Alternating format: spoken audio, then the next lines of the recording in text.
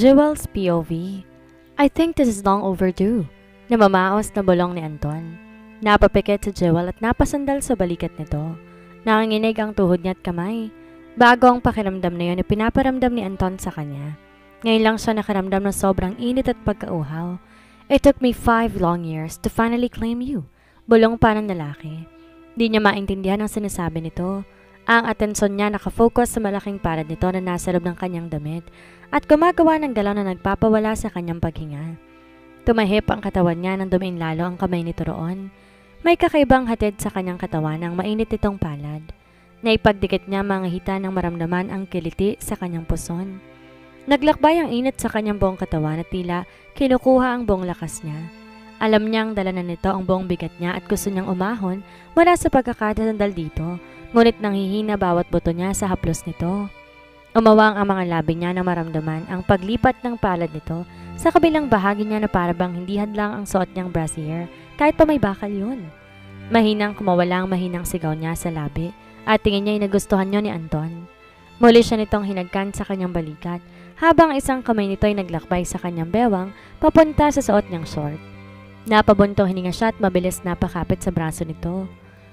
Ang nasa isip niya pigilan ang palad nito ngunit imbes na iwaksi ang braso nito, kumapit pa siya na mahigpit doon. Mas lalo siyang hinapot, di na alam ang gagawin na magpatuloy ito. Bumibigat ang paghinga niya sabay ng paghinga ni Anton mula sa kanyang likod. Ngunit agad siyang napamulat ng mga mata nang dumapo sa pagitan ng kanyang mga hita ang mainit itong palad. Tila siya natauhan kahit di pa nawawala ang init niyang nararamdaman. Get off me and leave! Madiin niyang utos bago pa man gumalaw muli ang palad nito. What? Nalilitong bulong ni Anton. Layuan mo ko't lumayas ka rito bago pa man magdilim ang paningin ko. Mabilis siyang lumayo kay Anton dahilan upang pakawalan nito ang mga palad mula sa pagkakahawak sa kanya. Nandisik ang tingin niya rito at galit na nakuha nitong mag-take advantage sa kanya. I know you like it. Kumpiyansa nitong bigkas. Seryosong titig ng mga mata ni Anton, tila walang balak na umalis. Pinirami niya ang labi at agad na kumuha ng tinidor. Walang babala niyang tinutok yon kay Anton. Layas! Huwag kang magkalat ng harot dito.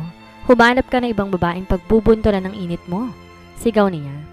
Agad tinaas ni Anton ang dalawang kamay nito bago umatras. What the? Jewel? I am your husband. Madiin at may otoridad na bigkas nito. Sandali siyang natigilan pero nang maalalang hindi nga pala niya ito gusto, tinaasan niya agad to ng kilay. My husband? Sa papel, oo. Pero hindi kita binibigyan ng permisong hawakan ako. Umigting ang panga nito. Kakasigaw mo pa lang ng mahina. Pagrarason ng lalaki na para bang yun na ang pag-oo niya. Nag-init ang mga pisngi niya. Di naman niya kasalanan na nag-react ang katawan niya. Pero hindi niya aaminin yon. Pinanlakihan niya to ng mga mata at muling tinutok ang tinidor. Leave, Anton. Nanggigigil ako sa'yo. Malamig niyang tugon. Naningkit ang mga mata nito at tila ayaw talagang umalis. Ngunit nang humakbang siya, kusa nitong tumalikod at nagtungo sa pinto. Lock your door. Sigaw pa nito bago malakas sinara ang pinto. Nang siya na lang mag-isa sa bahay, napaupo siya sa sahig. Nabitawan niya ang tinidor at suminghap ng hangin. Hindi siya makapaniwalang hinayaan niya talaga na hawakan siya ni Anton hanggang sa pagitan ng mga hita niya. Naikuyom niya ang kanyang kamao. Para lang siyang laruan kay Anton at yun ang mas kinaiinis niya. Ang daling bumigay ng katawan niya sa lalaking alam niyang gagamitin lang siya para sa sarili nito. Ang bugok mo, Jewel. Galit niyang sambit sa sarili. Dinamdam niya yon. Pinangako sa sariling hindi niya hahayaang mahawakan pa ni Anton. Di niya rin kinain ng mga dala nito at tinapon lang. Sa kabilang banda, tulala si Jewel magdamag at kahit pumasok siya sa office shop kinabukasan, tuloy na pala ang kasal ni Margie Carillo at Anton Mortero. Bulong ni Nina sa gilid niya. Napakurap siya dahil doon. Paglingon niya, nagbabasa ito ng post ng balita sa social media. Maging siya napatitig sa larawang nakapaskil. Nakita niyang ngiti-ngiti pa si Margie doon habang si Anton seryoso lang. Sa palagay niya, lumang litrato pa yun ng dalawa. Sino nagsabi? Tamad niyang bulong. Hinarap niya ang computer upang ibaling doon ang atensyon. In-announce ni Don Dante, lalagay na raw sa tahimik ang ikalawang apo niya. Bali walang sagot ni Nina. Lumagay na to sa tahimik kahapon lang. Yan sana ang gusto niyang isagot sa kaibigan pero ayaw niyang ipaalam dito. Nakasal na siya kay Anton. Biglang sumama ang loob niya. Talagang gusto lang tumakas ni Anton sa nakatakda nitong kasal. Siguro nga nabuntis itong modelo. Hindi ba buntis si Miss Margie kaya sila magpapakasal? Di niya mapigilang itanong. Ha? Magpapabuntis bang isang modelo? Di sirang image niya. Katwiran ni Nina. Nangulot ang noon niya at mas tarang lumakas ang hinala niya. Bakit naman hindi? Hindi ba't kakatigil lang niya sa pagmamodelo? Tapos hindi na siya nag-renew ng kontrata niya? Ikaw rin mismo nagsabi na baka hindi yan pakasalan ni Anton dahil hahanapin ng fresh na tahong. Ano ka ngayon? Bakit bigla magpapakasal na sila? Litanya niya. Napailing siya at nahampas ang counter. Wala talagang matinong lalaki sa mundo. Lahat sila bugok. Kung hindi ka panakiplang, tagasalo ka lang ng init ng katawan. Patuloy na litanya niya. Naiinis talaga siya. Di na siya makakawala kay Anton. Pero ayaw niyang gamitin lamang siya nito basta. Tama ba ako? Hingi niya ng opinyon kay Nina. Natigilan siya nang dito sumagot. Paglingon niya rito, nakatunla ito sa kanya. Nalilito at namamangha ang tingin. Awang pa ang mga labi nito. Magaling ka naman na, diba, Miss Jewel? Ayos ka lang, diba? Bakit malaki bang galit mo sa mundo? Wala ka naman sigurong kaaway, diba? Sambit ni Nina. Umawang ang mga labi niya. Hindi niya talaga mapigilang di magalit kapag ang usapan ay kay Anton. Huwag mo akong pansinin. Kulang lang ako sa aruga. Pagrarason na lamang niya. Napasimangot siya. Tatanda na yatang itsura niya simula ngayon.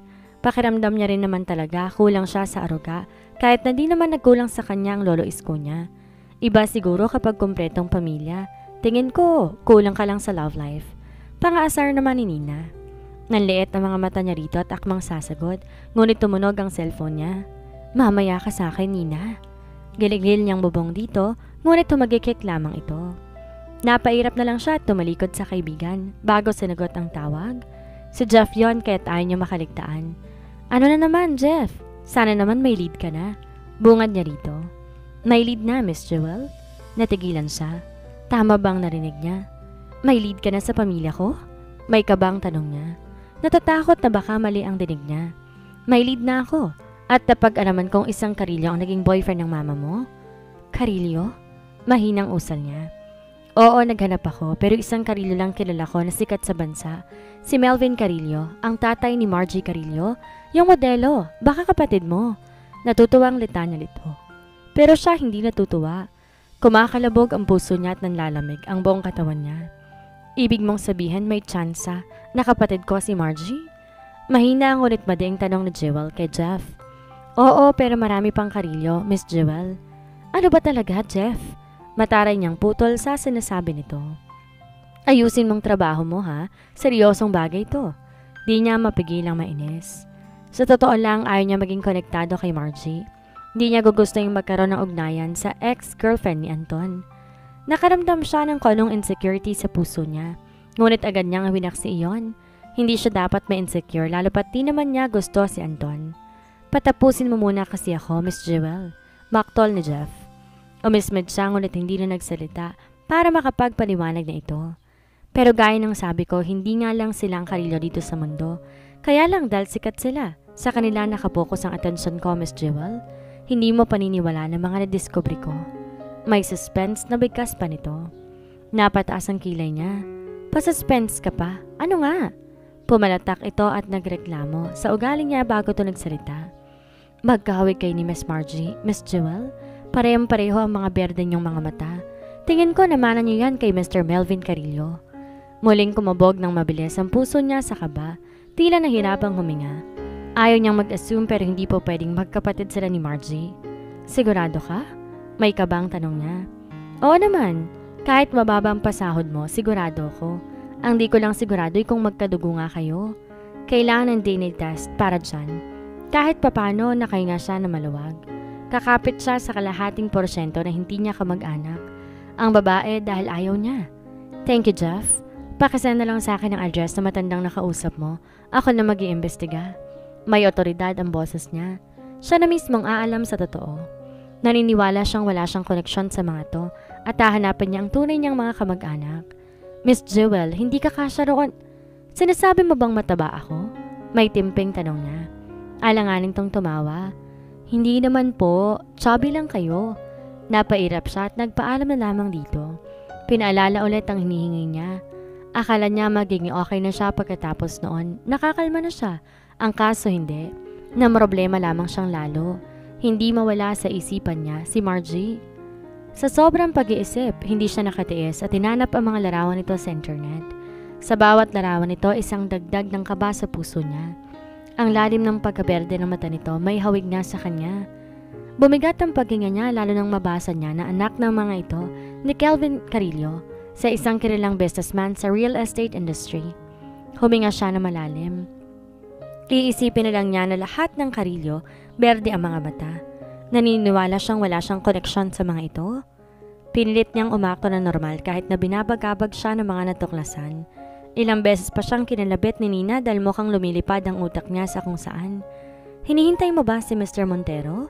Bigla ang tanong nito. Nangunot ang noon niya at tinarap ang computer. Bakit ko naman hihintay ng bugok na yon? Sandaling nanahimik si Nina ngunit napaaray siya nang hampasin siya nito sa braso. Bakit mo naman tinatawag na bugok yung gwapo na yon? Close ba kayo? Siguro ikaw talagang pinupuntahan nun, no? Ako sa nito. Napangwi siya ngunit agad na umiling. Hindi kami close. Isa pa, hindi naman yun kagwapuhan. Eksahiradang suminghap si Nina. Tila hindi matanggap ang sinabi niya. Noon nagagapuhan siya kay Anton pero ngayon, peste na to sa paningin niya. Tatanda kang dalaga kung ganyan ang mindset mo, Jewel. Sermon nito. Napalakas pa ang boses nito na akala mo walang ibang tao ron bukod sa kanila.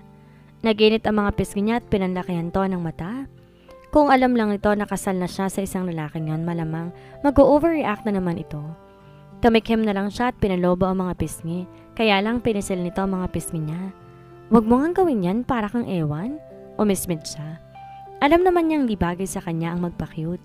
Maya-maya, napatitig siya kay Nina na nakatingin sa mga customer habang nakasandal sa counter. Ano kayang gagawin nito kung mapunta ito sa sitwasyon niya? Nina, tawag niya sa atensyon nito. Humarap ito at nakataas agad ang kilay, sanyalas na naghihintay ito sa sasabihin niya. Huminga siya na malalim. Halimbawa, nakasal ka bigla sa lalaking may fiancé na. Turns out, kapatid mo palang dapat na pakakasalan nito, kaya lang nakasal na kayo, anong gagawin mo?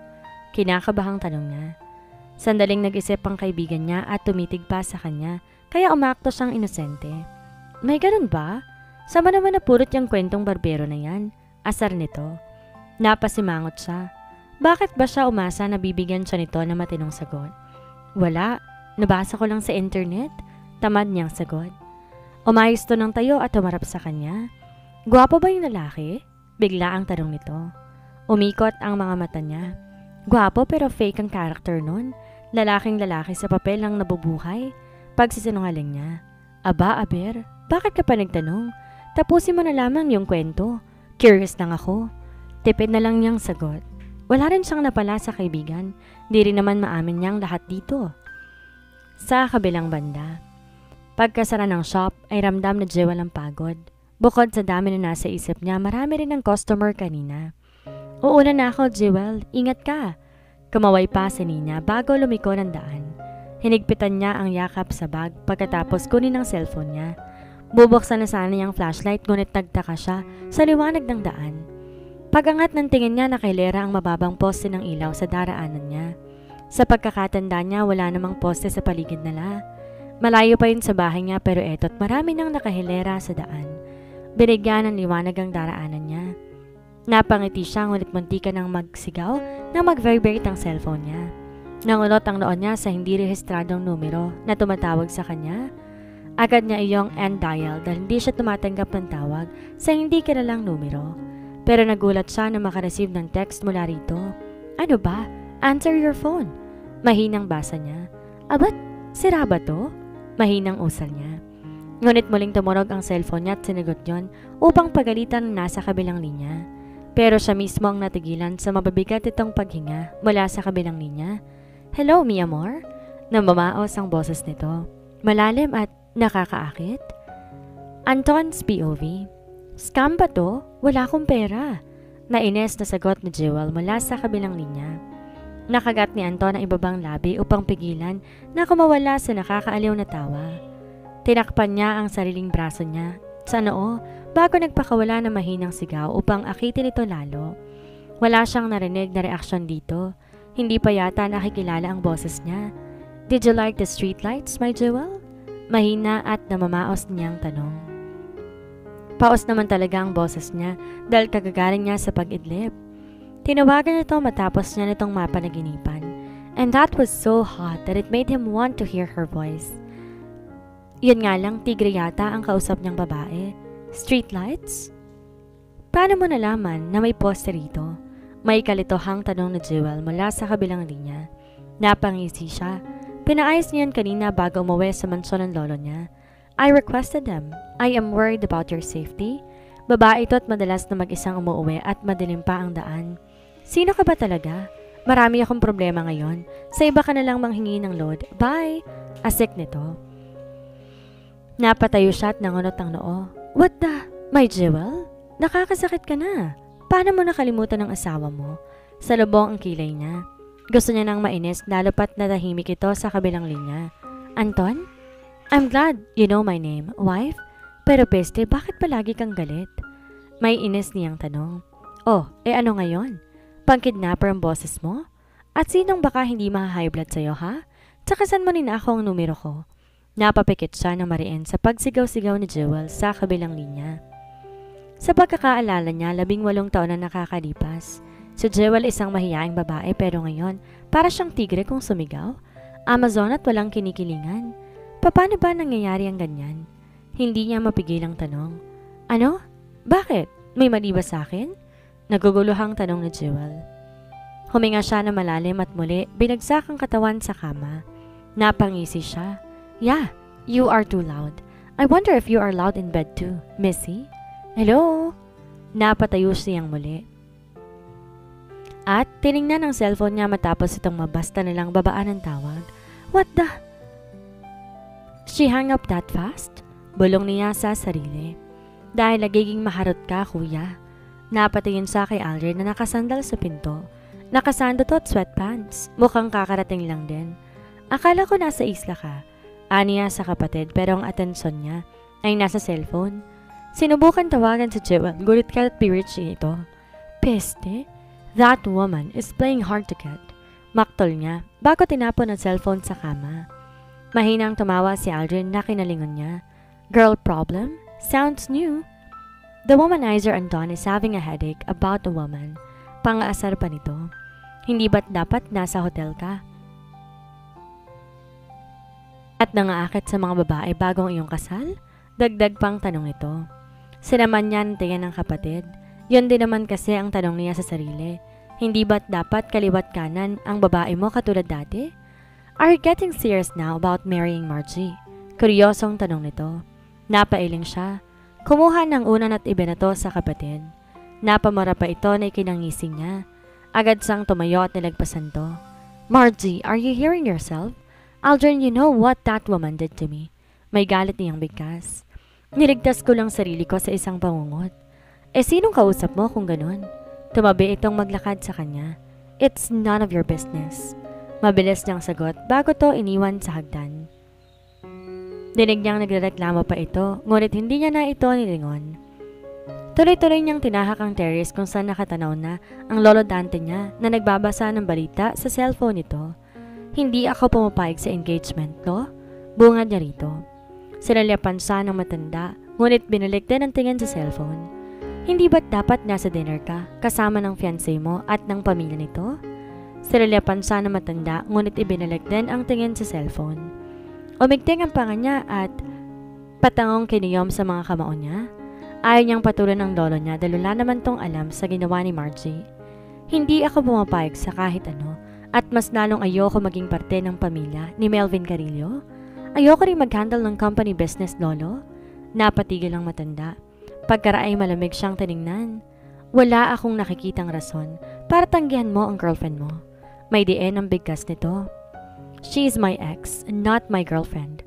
Pagdadahilan pa niya. Natahimik ang lolo niya at binalingan ng tingin ang cellphone. Kinuha niya yung pagkakataon upang maupo sa harap nitong upuan. Lo, do you still remember Jewel? The 18-year-old girl you brought in the mansion. Senserong tanong niya. Gusto niyang sabihin nang nagpakasal na siya sa dalaga, pero gusto rin niyang masiguro na hindi mapapahamak si Jewel. Iba mag-isip ang lolo niya.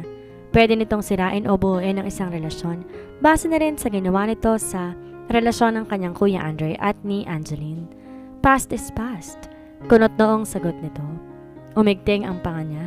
Alam niyang naalala pa nito si Jewel pero umaakto ito na walang pakialam dahil gusto nitong matuloy ang kasal nila ni Margie. Hindi ba't gusto niya ako ipakasal noon sa kanya? Tukoy niya sa lolo niya nang binalak nito ipakasal kay Jewel noon. Binagsak nito ang cellphone sa mesa at galit siyang tiningnan. Past is past, Anton. Huwag mo nang ibalik. Wala na siya at ayoko nang bumalik pa siya sa pamilya. May diing bigkas nito. Tinapangan niya ang tingin ngunit hindi niya magawang manalo sa pinaghalong malamig at matalim na titig ng kanyang lolo. Inip na lumayas siya at alam mong ayoko ng taong tinatalikuran ako. Galit na tura ng lolo niya. Paano kaya kung sabihin ko na siya ang nagpalayas kay Jewel? Papayag na ba ito? Kumuyom muli ang kamao niya. Paano kung hanapin ko siya at pakasalan? I said no. Si Margie ang pakakasalan mo. Naghihintay sila ang malaking kumpanya ni Melvin. Yan ang pagtuunan naman ng pansin. Pinalpa nitong sagot. Nagmura siya at nasipa ang upuan sa gilid niya pero baliwala lamang yon sa kanyang lolo. Daig pa nitong robot na walang alam sa pakiligid. Kinuha lang nito ulit ang cellphone at umakto na wala siya roon. I don't want any of that. Ayoko makulong sa 4 na sulok ng opisina. Bakit? Dahil hindi patapos magbuhay binata? Ako sana matanda. Pumirmi ang mga labi niya at napatayo. Masama ang loob niya sa sinabi nito. Fine, magbubuhay binata pa ako. Sarkasikong sagot niya bago to tinalikuran. Dinig niyang tinawag siya ng kanyang lolo, ngunit tuloy-tuloy siyang umakyat sa kwarto niya. Mabilis din niyang kinuha ang kanyang cellphone, susi ng sasakyan at ready to go backpack niya bago nagmamadaling bumaba. Nasa lubong niya pa si Aldrin na nagtataka sa bag niya. Lalayas ka na naman? Ngumisi siya. Siguro kailangan ko ng 10 babaeng maikakama ngayon sa hotel. Naiinis ako. Imbes na pigilan siya ni Aldrin, tinapik pa nito ang mga balikat niya. That's my kuya. Do not let Margie ruin your bad reputation. Pang-asar nito. Napailing siya tinatahak ang parking lot nila. Kaagad siyang dumiretso sa driver seat ng sasakyan niya at kaagad pinaandar ang makina. Inihagas niya rin ang backpack na dala niya sa backseat. Sa inis niya ngayon talagang babalik siya sa dating gawi. Pero imbes na patungo sa hotel natagpuan niya ang sarili patungo sa apartment ni Jewel. Sinubukan niya tong tawagan ngunit cannot be reached pa rin to. Oh my, is she ignoring me? Inis niyang tanong sa hangin. Nang matanaw na ang apartment nito basta na lang niyang tinabi ang sasakyan. Mabilis bumaba at kinuha ang backpack niya. Bukas na ang ilaw sa bahay ni Jewel at malamang gising na rin ito. Tumayo siya sa harap ng binto at ilang beses kumatok ng malalakas. Sino yan? Sigaw na Jewel mula sa loob. Kinagat niya ang labi upang pigilan ang mangisi. Tiyak na dragon ang bubungad sa kanya pero gusto niyang matulog ngayon dito. Tamad siyang sumandal sa hamba ng pinto at hintay ang pagbukas ng pinto. Napatitig siya sa doorknob na gumagalaw yon hanggang sa tuluyang bumukas ang pinto. Sino yan? Anton? Bagyang nanlaki ang mga mata nito. Hello, my Jewel. Nagangat siya ng tingin ngunit natigilan at tumigting ang panga niya sa suot nito. Marasyang napanunok at tila nanubig ang lamunan niya sa suot nitong manipis na dress. Pakiramdam niya ay naaakit siya at gusto niyang dalhin ito sa dingding. Hagka ng labi ni Jewel ng mga sandaling iyon. Jewel's POV. Anong ginagawa mo rito? Nalilitong tanong ni Jewel kay Anton. Di niya inaasahan na bibisita ito. Mas lalo na dahil gabi na. Di niya rin to gustong makita lalo na nga't na-iskandalo siya sa sinabi nito kanina sa tawag. Pero ngayon nakatayo to sa harapan niya. Binibigay nito ang reaksyon nito kagaya ng una silang magkita. Napipirme ang mga labi nito, sa lubong ang kilay at matalim ang tingin. Tila ba galit sa mundo. Napataas ang kilay niya. Ito ba ang may gana magsalita samantalang ito nga ang gagambala sa kanya? Umismid siya at pinasadahan si Anton ng tingin mula mukha hanggang paa. Bumalik na lang ang tingin niya sa bitbit itong backpack na nakasabit sa isang balikat nito. Naglayas ba ito? Bumalik ka na sa inyo. Hindi ako tumatanggap ng bisita sa gabi. May katarayan niyang bigkas. Akmang itutulak niyang lalaki ngunit agad nitong sinara ang pinto. Sinandal ang mukha doon. Naguguluhan niya itong nilapitan. Hoy! Kinalabit niyang tagiliran ito ngunit mahina itong humiyaw na lalo pang nagpaalam sa kunot ng kanyang noo. Oh Lord! Give me the strength to resist this temptation in front of me. Mahinang sambit ni Anton bago mahinang hinampas din ang pinto. Ha? Nagdarasal ka? Di makapaniwalang tanong niya. This is for your safety. Galit na sigaw nito. Safety? Ito nga mismong kapahamakan para sa kanya. Ang presensya nitong pasakit sa buhay niya. Napahalukip-kip siya. Baka hindi namin pakinggan yung dasal mo. Then get a decent dress. Napaatras siya at humarap ito sa kanya. Umigting ang panga nito. Napapikit to na mariin bago tinuro ang kwarto niya. Napakurap-kurap siya sa itsura nito. Get dressed, my jewel. Nagpipigil ako. Abat, ano bang mali sa suot ko? Bagsak ang tingin ni Anton sa suot niya, ngunit nakita niyang marahas na paglunok nito. Mabilis umiwas ang tingin bago namewang. Napamura pa ito ng mahina. Sa huli, napatingala ito at sa kisamilang tutok ang tingin. Siguro alam mong pupuntahan kita, kaya ka nagsuot ng ganyan. Ako sa nito at nagpalaglag sa panga niya. Ano? Ayaw nga kitang makita. Ano bang mali sa suot ko? Napatigil siya at niyoko ang suot niya. Halos malaki ang mata niya na nakita kung gaano kanipis iyon. Napamura siya sa isip niya at agad na niyakap ang sariling katawan. Nag-init ang mga pisngi niya. Malamang na naaninag din ito ang nasa harapan niya. Puti pa naman ang pantulog niya at medyo luma na. Do all girls sleep without brassiere? Bulong-bulong ni Anton bago siya nilagpasan at nagtungo sa kusina. I need a cold shower. Anito pa bago niya narinig ang malakas na pagsara ng pinto ng banyo. Napatakip siya sa sariling bibig sa kapalpakan. Bumigat ang paghinga at nagpapadyak. Hindi siya sobrang sexy pero may dangal siya. Ngayon, para niyang binenta ang sarili kay Anton. Napakababaero pa naman ito. Hindi ka nag-iingat, Jewel. Ines niyang sambit sa sarili. Aba, malay man yung bibisita ito. Kaya pala gano'n na lamang ang reaksyon nito. May padasal-dasal pa ang bugok. Nagkasala naman palang mata at utak nito.